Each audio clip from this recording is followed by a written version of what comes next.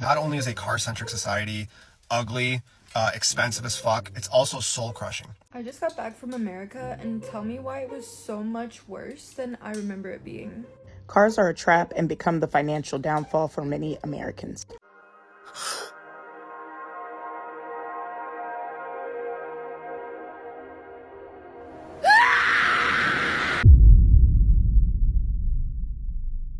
Have you ever noticed that in America, the moment you don't have a car, life just seems to stop? And I'm not talking about like life just like slows down, life gets inconvenient. I'm talking about like it like really stops. Like your life just like stops simply because you can't get to where you need to go. No car, all of a sudden that 2-mile drive you were taking to the grocery store becomes a 5-mile walk. And you're also like, you treat yourself as if you like failed in like this certain requirement of adulthood. Like, why at 16 did I feel the need to have a car? It's because everywhere around me, I need a car to get places, right? Why can't we be like, Europe and all these other great, other places, right? That don't need a car to live. Like, I could walk over here to the coffee shop, I could walk over here to the grocery store, and I could walk over here to socialize. Why do I need a car to go to the gas station that's across the road? Like I don't understand. This is not an accident, by the way. This is what we call car dependency. For those of you that don't know what car dependency is a idea that our towns, our cities, and just our daily lives are designed around this one thing, this one consumption. Everyone drives everywhere all the time, no matter how small the distance is, right? And if you don't, or if you can't get a car, you feel like you're behind in life, and it should not be like this. And what's wild is how normal this feels to us. We grow up thinking that this is just how life works, right? Oh, this is how it is, man. This is what it is. This is how we gotta take it, bro. This is what life's all about. Bullshit. We turn 16, we get a license, then we gotta buy a car, we sit in traffic forever, and we quietly accept it as adulthood. Does anyone else just be sitting in traffic like, bro, what are we doing, bro? Because sometimes I be in traffic, I should be ready to get out of my car and start walking. Now, I'm not saying that like we should ban cars, right? I'm definitely not saying that. I believe that cars are useful, for sure. They do have a place in our society. The problem is that they're our only option nowadays. Real freedom isn't about owning a car, guys. It is about being able to choose how you move, whether that be by a car, walking, riding a bike, public transportation, and we should only drive when it actually makes sense. Not only is a car-centric society ugly, expensive as fuck, it's also soul-crushing. It destroys the human spirit, it destroys community, it isolates. As if the mental health crisis wasn't bad enough in this country from a million other things, now you have to rely, for the most part, for most individuals, to own a depreciating liability that's incredibly expensive to purchase and maintain nowadays, just to get out there, just to see people, just to get groceries, just to go to the gym, go to work.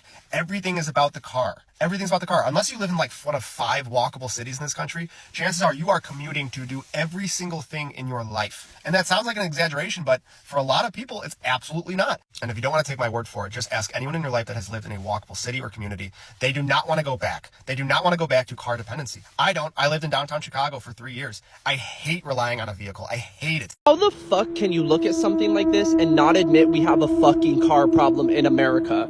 This is a coffee shop. Coffee shops are meant for mingling and gathering. If I live in this fucking apartment building, I can't even walk over here to get a fucking coffee. I have to get in my car and drive over here. This is not how you build a fucking community. This is how you build profits for private shareholders. This is a fucking issue. Whether you love cars or hate them, you need to admit that. There's an empty field over there. They couldn't even build a fucking park for you to mix and mingle, okay? They couldn't even put the coffee shop in the bottom of this building and make this a park. This is fucking stupid. This is absolutely abhorrent. But he didn't and he never will.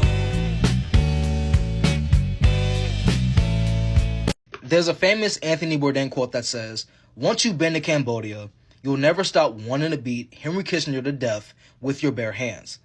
And if you're from the South, more specifically Atlanta, more specifically car-dependent cities in the South, and you go to New York, and you see that you can walk anywhere in New York, take the subway to go anywhere in New York, once you've been to New York, you'll never stop wanting to beat the surrounding counties that are outside of Atlanta to death with your bare hands. You'll never stop wanting to beat the local government officials in this state to death with your bare hands. Because, oh my God, the first time I went to New York, 2016, I was mesmerized. I have never seen that in my life, ever, up until that point. I never thought that you could walk anywhere. Take a train to go anywhere within the city that you live in. Never thought that was possible. I walked for like 11 hours when I went to New York for the first time in like 2016. It was unbelievable. Then this year I went again, and I experienced the same exact shit. I was like, wow, it's just like I remember it last time. You can take the bus anywhere. You can take the fucking train, the subway, anywhere. You can walk anywhere. And then I come back here, and I can't do that. I can't walk anywhere. I can't take the fucking MARTA anywhere, everywhere. Shit, that should be late as fuck. MARTA be late as fuck. You know, like, I swear to God, once you've been to New York, and you're from here, or you're from like a car-dependent city in the South, once you go to New York, oh, you'll never stop wanting to beat these niggas up with your bare hands. When these niggas talk about how MARTA was moving Africans rapidly through Atlanta, and how the surrounding counties outside of Atlanta keep voting for MARTA to not get expanded, you'll never stop wanting to strangle these people to death with your bare hands. Because what are you talking about? You don't want to be able to walk everywhere? Take the subway anywhere? Not have to depend on a car every fucking day? Just wild shit. Cars are a trap and become the financial downfall for many Americans. I have been car-free for 5 years because I have the privilege of living in a city with adequate public transportation.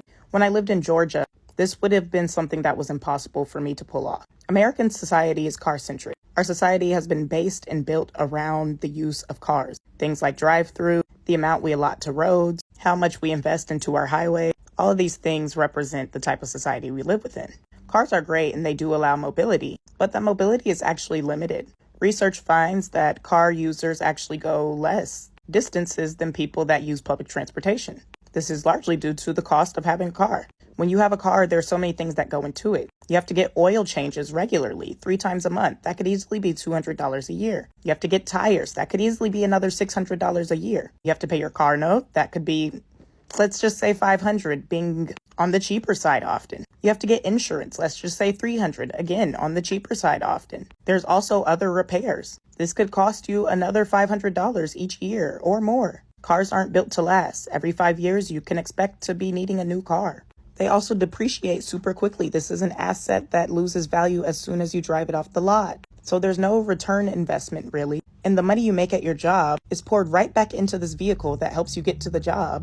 And then it doesn't even end up saving time, because although we have all these roads, you're often stuck in traffic. Traffic doesn't move on a set schedule like public transportation does. They also take up a lot of space. They limit our ability to build because we have to follow things like parking mandates. The roads and parking lots we build for these vehicles make our neighborhoods hotter. They require us to remove trees, leaving blacktop exposed, so when the sun beams down on it, the temperatures go up for all of us. It contributes to global warming. When you do a cost-to-cost comparison between public transportation and individual vehicles, the disparity is made even more clear. Let's say I live in a city where each train swipe is only $3, but I just listed out so many expenses that went into the multiple thousands over what it costs to have a car for just 1 year. In 1 month alone, you could spend $500 on a car payment and $500 on insurance. That's $1,000 a month on a car. That would be 333 train swipes in the situation I just laid out. 333 train swipes in the area I'm in could get me in 3 different states at a minimum. Cars are pushed on to Americans at alarming rates. Every other commercial is a advertisement for a new car. I remember the Ford F-150 being one of the best-selling vehicles of all time. At its peak, one was selling every 8 minutes in America. For the investment that they require, cars do not return as much as they should. they also turn humans into mass consumers. Cars give us the illusion of space because they need so much space and take up so much space. They've become bigger over time. A lot of cars double down as storage units for people. You look in the average trunk is filled with junk. What is the number one thing that they are going into debt over now? Cars, man. In America, everything's drivable infrastructure here, so you have no choice but to get a car. You need a car to get a job to pay for the car. Is there a theory that they created this car economy on purpose, you think? In the 1950s, that's where they start passing the highway infrastructure bill, and they came into the cities like Dallas and Houston and LA, and they bulldozed massive communities and just built highways throughout. And then in order to get to the city where the jobs are, gotta drive on the highway, and it's a cycle from there. My car debt was like 11% for a Nissan Altima, 2013. I don't know if you're a Nissan Altima girly, but their transmissions all die immediately. It was like 60,000 miles and the transmission was dying, and I already owed debt on it. Altima is definitely, a lot of Latinos would drive them, I know, and then my ex-girlfriend drove one. What if I said car-dependent infrastructure is actively suppressing the middle class? Because in the suburbs, on top of rent, on top of food, you have these expenses, like it or not. I sold my car 2 years ago. My fiance and I share a car, but my commute cost me $5 a day. Now, there are many reasons why I live in Philadelphia, but that is a really big one. And don't get me wrong, I love cars. I love these things. If anyone's selling one of these, I will probably buy one. First gen Tacoma. I'm not saying to, take away everyone's car and live in a communist society, but it's just un-American that we don't have the choice. That's all I'm saying. All of this is just one shopping center, and it perfectly represents peak car dependency because 90% of the space is dedicated to parking. You've got Target up here, Amazon Fresh down here, REI, In-N-Out, all kinds of great businesses here, but the only realistic way to get between them is to drive. It's an 11-minute walk to get from Amazon Fresh to REI, which is the next store over in the same shopping center, or a 16-minute walk to get from Amazon to Target. I mean, you've got hundreds of homes in this area that take up less space than the parking lot, which just represents how much parking impacts housing prices. Even though this shopping center could be more efficiently used, tax benefits give the owner zero incentive to change the layout. Even if the owner wanted to build housing in this area alongside all of the businesses to create some sort of walkable community, they couldn't because that would be illegal. This area isn't zoned for housing, so you can't have any houses here. But you can have a lot of space for cars, which really highlights the housing priority.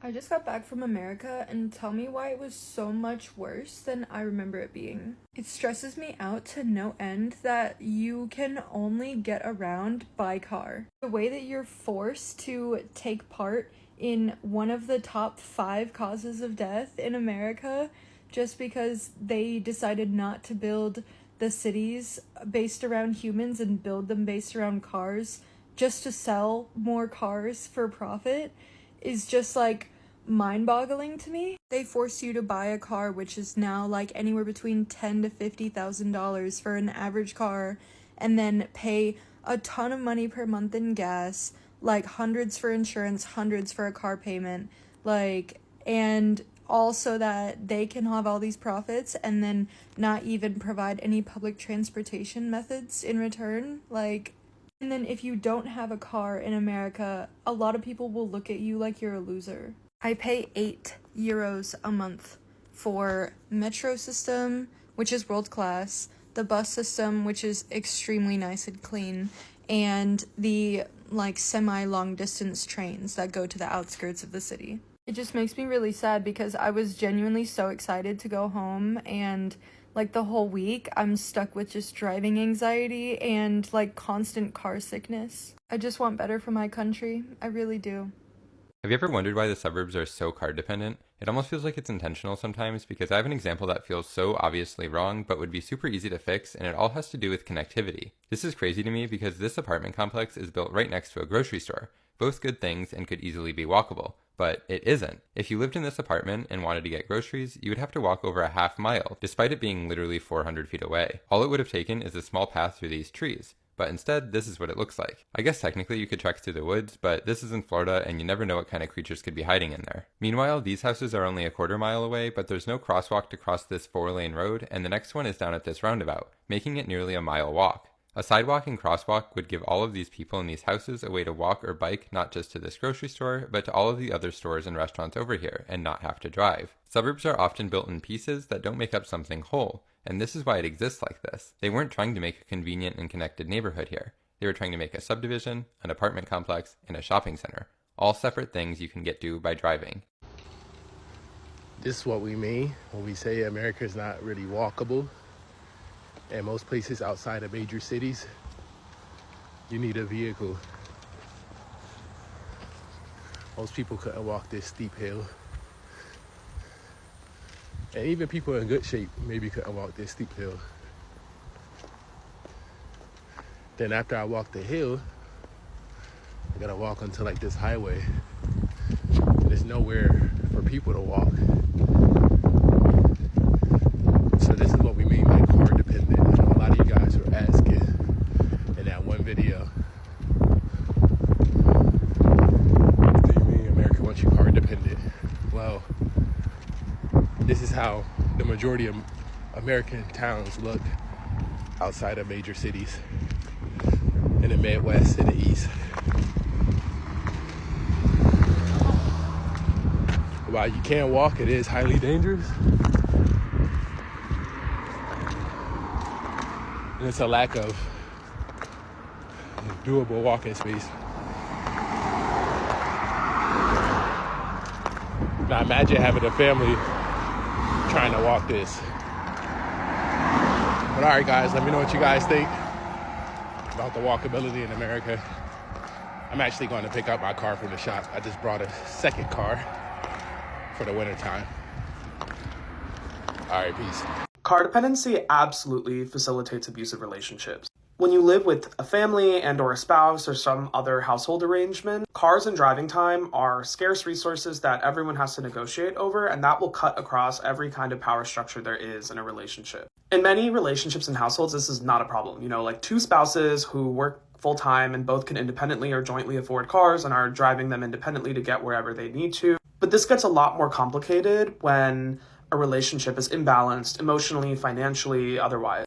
In any setting, taking away transportation options is one of the quickest ways to isolate someone from their community, from social connections, from their job, from independent movement, which are all hallmarks, this kind of isolation, of an abusive or controlling relationship. And in car-dependent settings, this happens a lot. I've seen it happen. If only one car of the two in a household is working, one can't be fixed, you need to get a new car. I've seen someone, particularly the person who is making less money, often a woman, often a more oppressed person in the power dynamic, becomes jobless. They can no longer go out in the world because they don't have a car and therefore can't work, can't earn money, can't exist in the world the way they once were. And it can start that way with it just being about a car needing to be fixed, and in many lucky situations the car gets fixed, they get a new car, and life goes back to normal. But sometimes it becomes the reason why someone went from working full-time and being an independent person to now being a forced stay-at-home mom, basically. And so you can see how car dependency becomes part of that toolkit that someone has against you.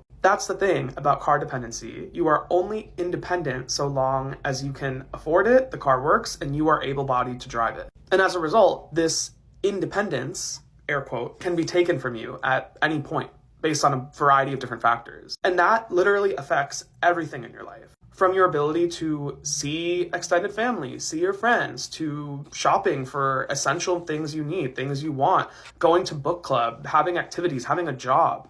If you have nearby public transit, things are a lot different. Of course, there are still like so many barriers in an abusive relationship to navigating any system independently, even a public transit system that's nearby you. But a lot of public transit access still holds. You know, even though there are budget cuts around the country and bus routes are getting eliminated, as we see in Philly and other cities, the risk of public transit disappearing entirely from your life when it was part of your life is, I think, lower that risk than a car suddenly disappearing from your life. Because I've seen that happen, where a car disappears from someone's life and it drastically changes their outcomes.